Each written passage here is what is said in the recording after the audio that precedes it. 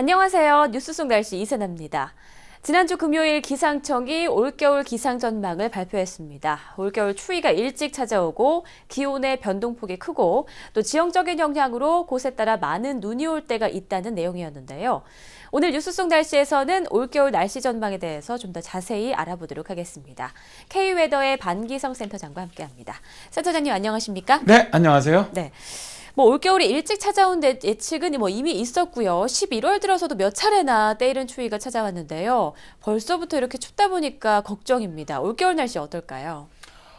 이제 먼저 기상청에서 발표한 올 겨울 전망을 좀 정리해 본 말이죠. 네. 12월 상순에는 대륙 고기압과 이동성 고기압의 영향을 주로 받는 가운데 저기압의 영향으로 많은 비 또는 눈이 오는 곳이 있겠는데 기온은 평년과 비슷하겠고요. 강수량은 평년보다 많겠다는 겁니다. 그런데 이제 12월 중순과 하순에는 기온이 평년보다 떨어지면서 추운 날이 많겠고 서해안 지방에서는 많은 눈이 올 때가 있을 것으로 전망을 했습니다. 네. 그러니까 이제 기온은 평년보다 낮고 강수량은 평년과 비슷하다는 것이죠.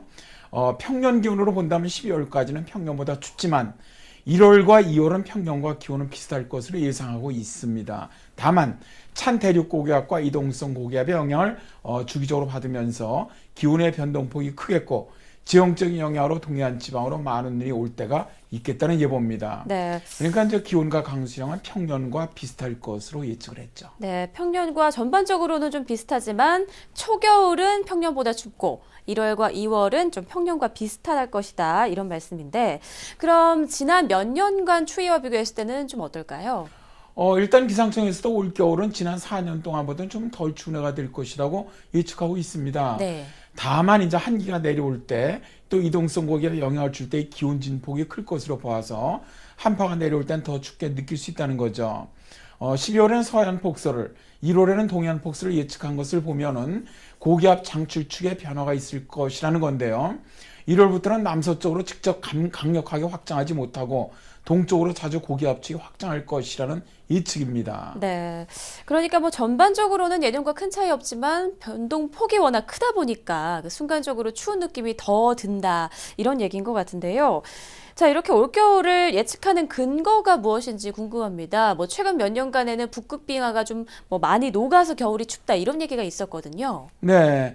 미국 항공우주국이 올 9월 초에 공개한 북극해 얼음 영상을 보면 말이죠. 네. 얼음 면적이 눈에 띄게 늘었다는 것을 알 수가 있습니다. 나사의 그 영상은 올 8월 중순 인공위성이 촬영한 북극의 모습인데요.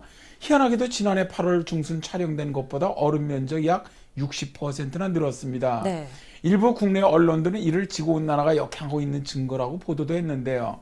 이 이유에 대해 김백미 국제연구소 국지기후 연구부 선임연구원은 올해는 예년에 비해서 북극해 상공에 특히 구름이 많았다고 말하고 있습니다. 북극 지방에 큰 저기압이 오랫동안 머물러 있어서 햇빛이 잘 들지 않고 폭풍이 많이 발생했다는 것이죠. 김 연구원은 날씨 때문에 얼음이 녹는 속도가 주춤해진 것으로 추측된다면서 날씨 변화는 일상적인 현상이기 때문에 지구온난화 추세가 바뀌었다고 결론 짓기엔 무리라고 설명을 하고 있습니다. 네.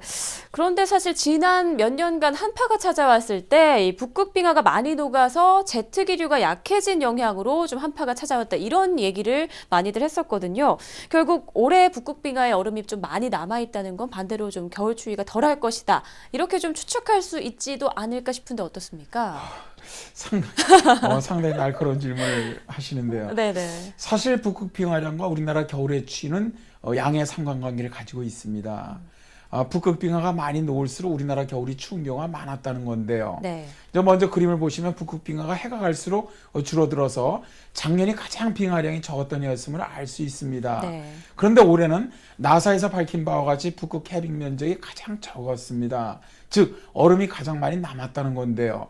올 여름철 북극 빙하량 비교 그림을 보시면 잘 나타납니다.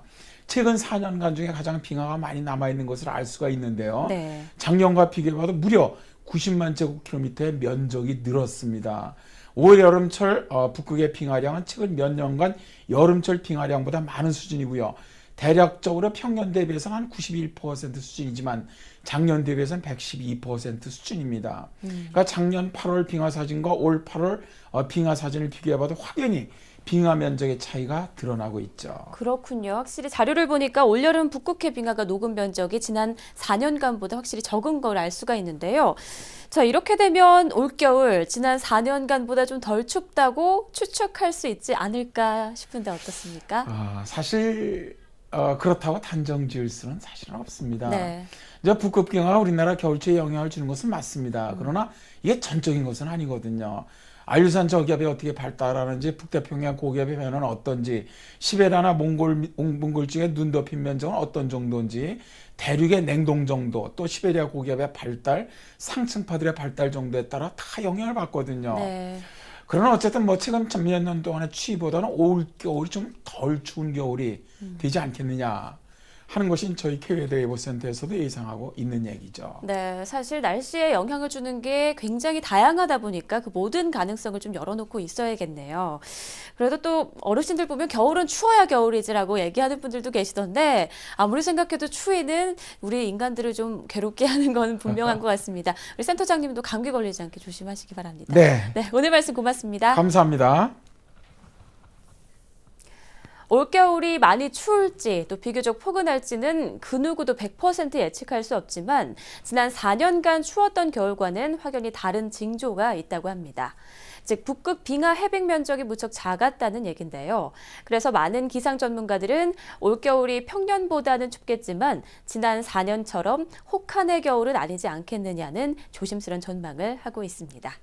뉴스 속 날씨 오늘 준비한 내용은 여기까지입니다. 시청해주신 여러분 고맙습니다.